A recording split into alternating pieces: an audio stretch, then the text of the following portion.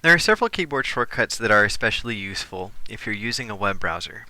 Most of these will work in any web browser, whether it's Internet Explorer or Firefox or Google Chrome. One very useful keyboard shortcut is Control T. Control T opens up a new tab. You can use it as many times as you want. And then to close those tabs, you can use Control W. If I want to create a new window and not just a new tab, the shortcut is Control N. And then you can use the Windows right and Windows left keyboard shortcuts to snap those windows side by side. Keep in mind that Control N will usually create a new window. However, some web pages, for example, your Outlook email, can actually give new purposes to those keyboard shortcuts. So if I happen to be in my Outlook and I use Control N, it will actually create a new email message for me instead of opening a new window. Whether you're closing a window or closing a tab, Control W works, like so. Now it might happen that you could accidentally close a tab that you didn't mean to. So let's say that I'm on Wikipedia and I accidentally close it with Control W. How do I bring it back? Well, in this case, Control Z won't work, but there is a keyboard shortcut for bringing back a tab that you accidentally closed, and that is Control Shift T. Now, I can cycle through my programs by using Alt Tab, and that shows me all of my open programs and lets me select which one I want to use.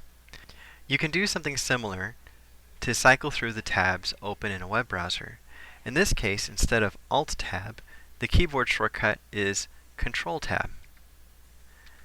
Control Tab allows you to cycle through all of your open tabs in Internet Explorer. It cycles from left to right. If you would prefer to cycle from right to left, you can use Control Shift Tab, and it will cycle through your tabs from right to left.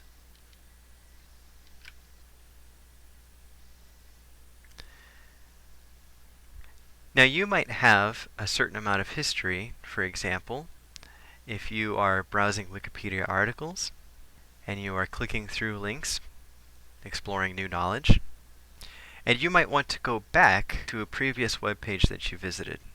Now obviously Internet Explorer has back and forward buttons, but if you want to use keyboard shortcuts for faster browsing, you can hold down the Alt key and push the left arrow to go back, and you can use the Alt key and the right arrow to go forward. But what if you have a web page that you know you visited at some point in the past, but it might have been from a different day or a different week? You can see your entire browsing history by using Control H.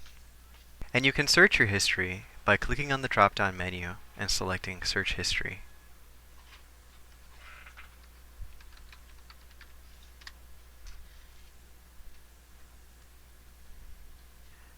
Now, as you can see at the top of my Internet Explorer, I have a lot of bookmarks, and I'm always adding new ones.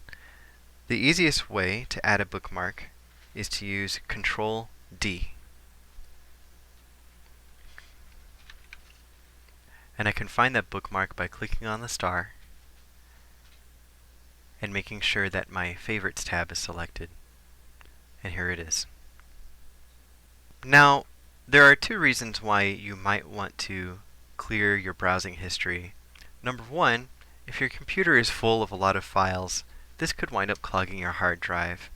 And number two, if you happen to borrow somebody else's computer for a period of time, you might not want your browsing history and all of your temporary internet files clogging up somebody else's computer.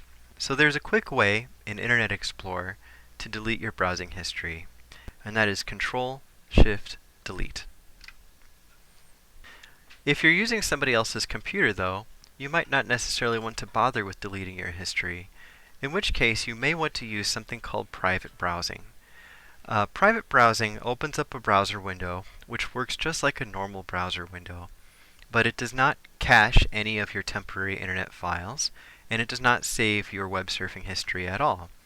So you can borrow somebody else's computer and surf the web on it without making any changes to their hard drive or leaving any trace that you use their computer. In order to do this, you can use a quick keyboard shortcut from Internet Explorer, which is Control-Shift-P. So here is a private browsing window. Now keep in mind that when you use a private browsing window, this is not really hiding your internet activity.